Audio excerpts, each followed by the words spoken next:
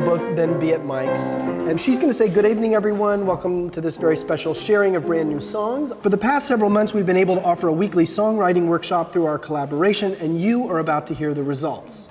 Musical Connections serves people who are in challenging circumstances, either emotionally or socially. Specifically, we work in correctional facilities, healthcare settings, elderly care facilities, and homeless shelters. Within Musical Connections, we did a 6-month songwriting workshop this year. It took place at Valley Lodge, which is a homeless shelter for seniors with developmental or physical disabilities. We had a relationship with the shelter from the past, and the shelter had quite a musical life. There was a choir there that met weekly, and it quickly became clear to us that there was interest in deeper musical work for some of the people who were already in the choir, that they were really wanting more. Tom started to go in and work with the choir, and then we began to invite people who were interested to come to this weekly songwriting workshop. So the plan tonight, let's just talk about what we might do this evening. I'd like to spend a little bit of time on Emmy's new piece that she brought in and her group improvisation problem that she set for us. And I'd also like to spend a little time on the group song that we began a couple weeks ago. I also want to do a little warm-up before we jump in. Does that sound like a plan for tonight? That makes sense? Okay. The relationship between the Department of Homeless Services and Carnegie Hall started around 20 years ago. And at first it was an effort to bring music, mostly classical music, into the shelters. And over the last few years, it's really, deepened. Workshops are now being done through the Musical Connections program. And this has allowed residents to not just be audience members, but to be creative people. One more time. Peace on earth. Our department works with them to provide them with the services so they can eventually find permanent housing. Carnegie Hall, putting this together, has given them a wonderful opportunity because in the end, that's what people in shelters basically need. The opportunity not just to have permanent housing and a home of their own, but also to have a view of themselves as important in society and in our community. Nice. Valley Lodge is sort of like, in a way, I call it a haven in a hostile land, you know. I find that the activities here gives me something constructive to do, you know. David, I want you to improvise on top of it, okay? I'll try. Ann and Emmy will start us off. We'll be the second part over here, Marilyn and Leela and I. And then whenever you're ready, you start in, okay? Music can really touch people and make them feel something about themselves that they may not even know, and actually help them to not only express themselves, but even discover talents and skills that they may not have been aware of. And that helps them view themselves in a more positive way. It just takes them out of that everyday routine of dealing with the pressures of the shelter and brings them into a larger world. And sometimes that larger world is not just out in the streets of New York City, but even inside themselves, that creative world that exists inside themselves. Ready, and... Well, I first started coming to Valley Lodge in September to just basically hang out with the choir and spend a bunch of time getting to know them before starting the songwriting workshop. And whatever preconceived notions I had about working with people in a homeless shelter were sort of blown away just in the very first meeting. Great. After a couple months of observing the singing group, we then, launched into the work of the songwriting workshop. And again, this group defied my expectations because I figured we need to, give them a chance to really enter into the work slowly, and we need to play some games and do some warm-ups. And when we came into the very first session, bang, they all had songs. So, Emmy, can you tell us a little bit about the song? How did it come to be? My ex turned up and he was very depressed. I wrote this to cheer him up and he was laughing. I want you to notice on page 2, it is cheerful. This is not a serious work. I went to University of Washington and majored in directing. I got my master's in directing, and I did a lot of classical theater. But then I had a stroke and I lost my voice. Give us something a little more angular, a little more boiling oil, and see what that sounds like. Oh, I can't sing. That's why I'm dependent on you guys.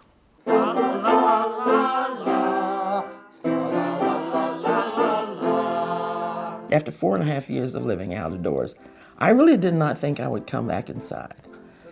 It's very much like home. That's why we all keep coming back, especially those of us who don't, have a lot of family. I think I'm the last living person in mine. We used to be married, but now we're friends. Perfect. I retired about 13 years ago.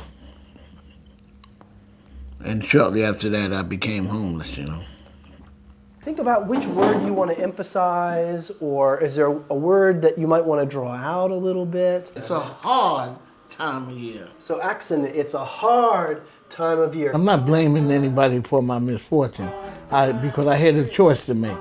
And I decided to walk on the wild side for a while. It's a hard time of year when you're on your own. I saw myself going down. I wasn't shaving as often as I should, and I wasn't bathing as often as I should. People that I knew would see me and say, well, man, what happened to you, man? It don't seem like music that you would boogie off. Right. The truth of the matter was I was hitting rock bottom. I did not want my epitaph to read, here lies a man that died of an overdose of drugs or cirrhosis of the liver. And I thought about my grandmother and my uncle. I said, no, I can't go out like this, One thing about the song is that even though it displays hard times, there always seems to be a sense of hope, and the love is the way out. That's the key, love. Mm-hmm. And thank God today, even though I've been homeless and I've been through a lot of hell, I can stand on the square with anyone now because I become human again. Can we start over? Nice. That's great. But what are some other possibilities, right? And we might just have to sing it a few times to see if we can discover some. Then love could enter in. I came here to Valley Lodge a year ago. I had retired 3 years prior, and my rent went up to $1,500, and with my Social Security and my pension, if we could begin. I was very depressed because this is the first time I came to a shelter. But then I looked around at everybody, and I said, I'm gonna open up my heart, and I'm gonna get involved.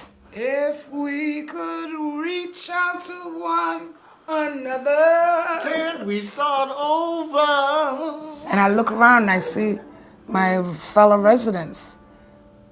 They are wonderful. This whole is always bigger than the sum of its parts. That's true. That's very much so.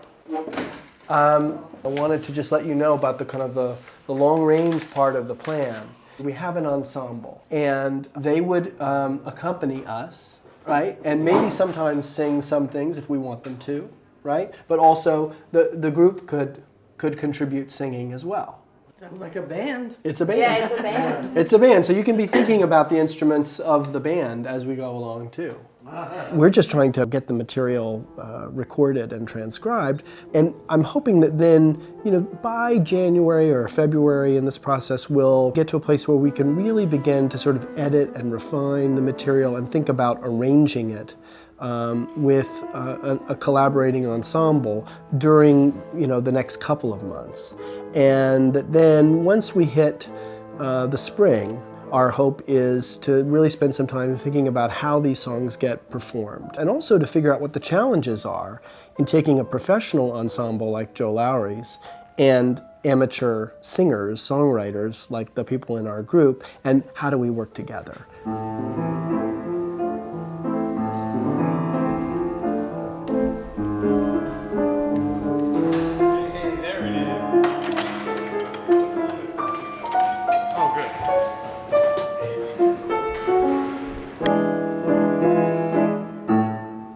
I said to them, cut it out, stop writing songs. We are finished, we're gonna rehearse what we have, and we're gonna present it. So could you cut it out? And they both brought new songs last week. We got sort of addicted to it in a way, you know.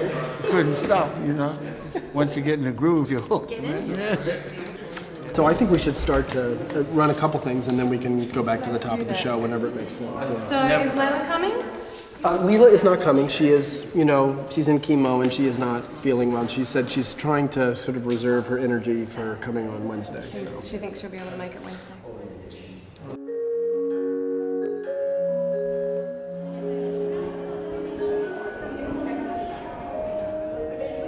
There were people there from Valley Lodge. There were people there from Emmy's shelter. There were people there from Ward's Island. There were people from the neighborhood. There were people who were artists and who were composers. There were just a lot of different kinds of people in the room who don't normally find themselves together. And the fact that it was celebrating the invention or the creativity of people whose creative voices aren't usually honored was also a very heartening experience. Good evening. It's my pleasure to be here this evening presenting some of the work that we got together in the workshop. This song here I wrote last January. It actually started out as a poem, and I decided to turn it into a song. I hope you love it. This is one of the first songs we arranged in the workshop, and as soon as I heard it, I went diving from my bongos. This is a cha-cha. This is what it has to be. So we're giving it kind of a dancing cha-cha feeling, a little bit of Brazilian undertones in it. It's called Notions of Love. Sing it.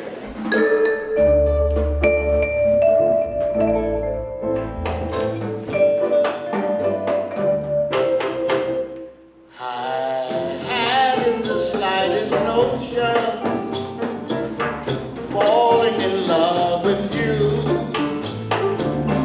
my heart filled with devotion.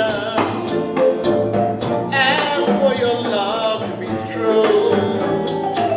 The people from Carnegie Hall were very understanding and cooperative, and they were always willing to help out and to give and express some ideas. And that was a great part of the process.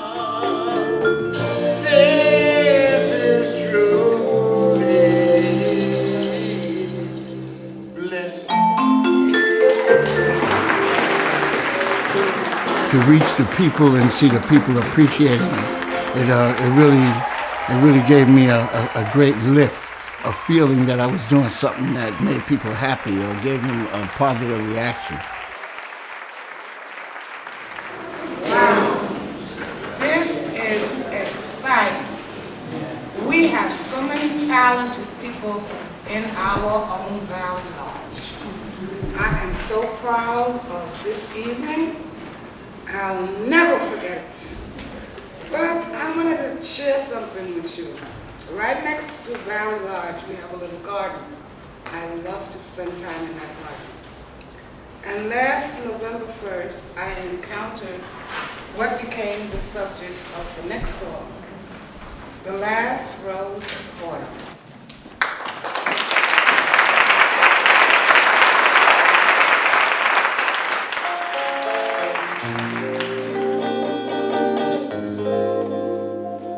The Last Rose of Autumn could be a standard, you know, a jazz standard, and maybe it will be.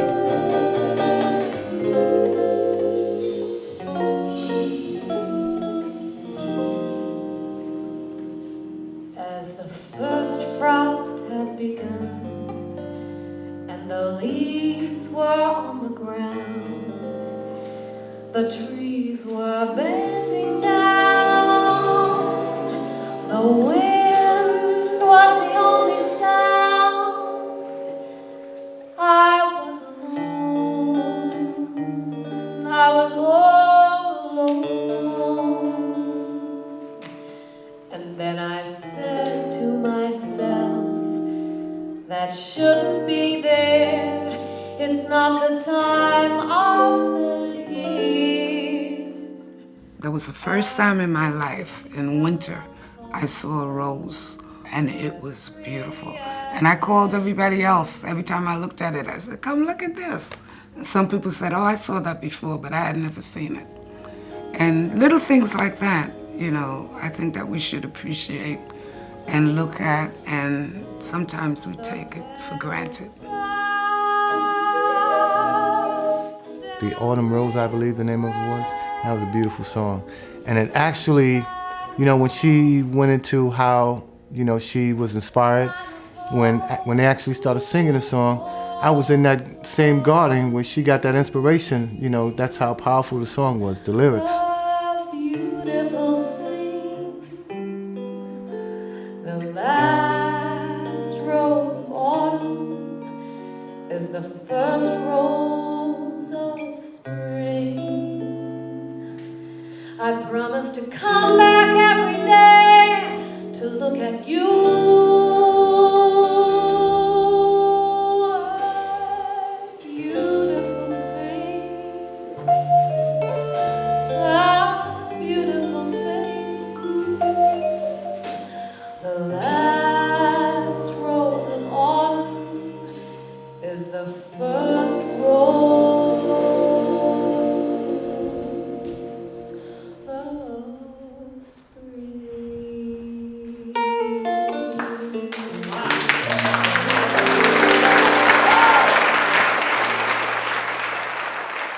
We go on some very good outings, but this one was unique in its way because the residents participated, and it was good to see.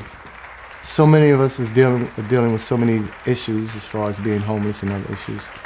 You know, it kind of boosts your spirit, you know, to let you know, well, even though things may seem hopeless, they're not hopeless, and even in the midst of dealing with your issues, you can still smile and laugh and have a good time.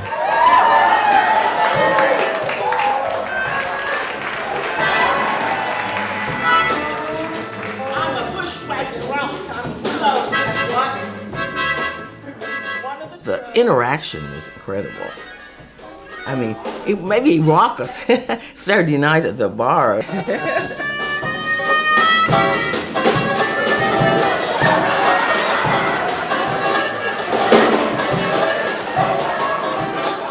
Some of the songs are just really quite remarkable.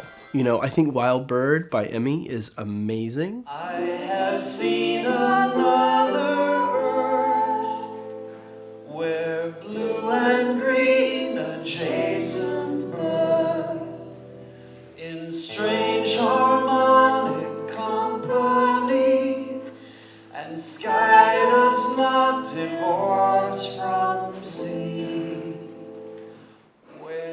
The first time I ever flew in an airplane by myself, it was just an incredible feeling, you know. I looked down, another earth, blue and green, you know, the sky and the sea coming together. I was overcome when I came off of that. And then years later, I wrote a poem, which was part of the song. That is not now. If you would hold me, let me go where life is neither pressed nor slow, and I am not a slave but free to let the wild bird fly in me.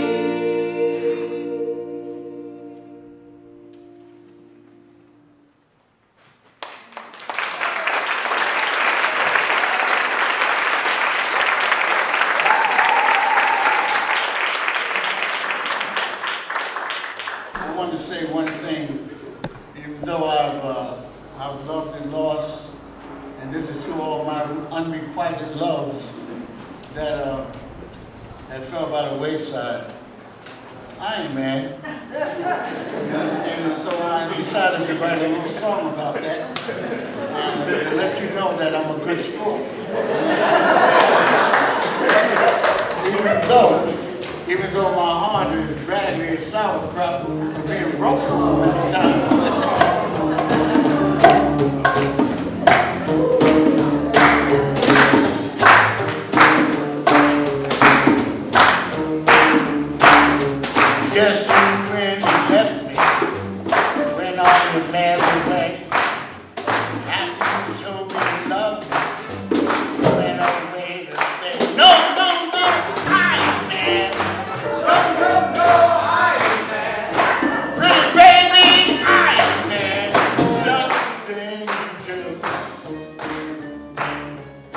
know I'm not mad at that one. Really sticks in my craw, and everybody else's, you know.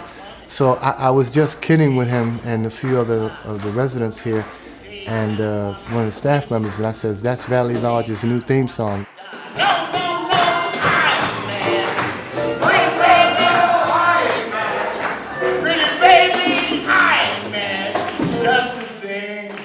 The arts allow people to talk about themselves, but through a channel.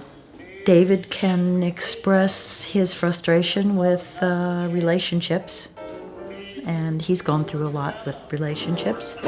Through his songs, it's important stuff.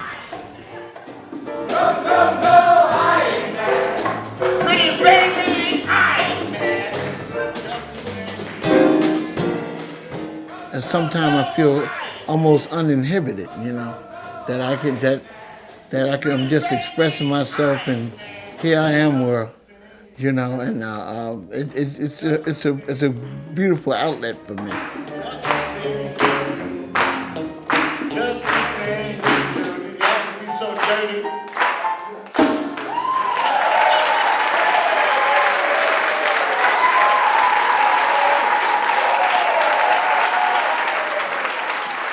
I came from the Virgin Islands, so I'm surrounded by water, oceans, and, you know, I always go to the beach and sit down and look at the ocean and study how it's never empty. It's always full, so I was inspired, and I wrote the piece.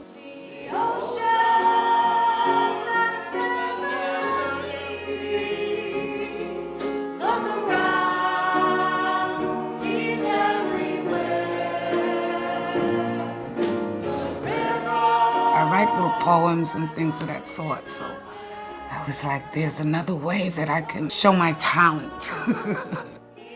It makes me feel that things that I've wanted to be, I still could be it at this age, and I'm just bubbling all inside about it.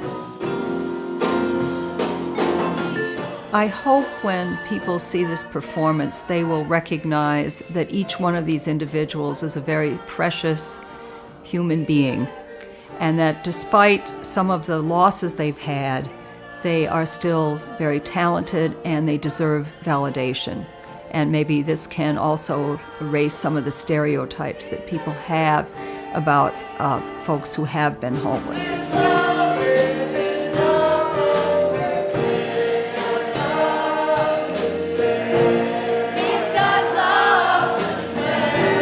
Songwriting and songs provided a platform for people to come together in ways that were sort of unexpected. So that's what I would love for people to take away.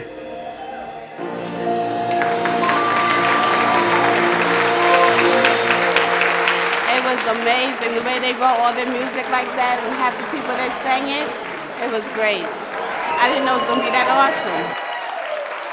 We really connected with the audience.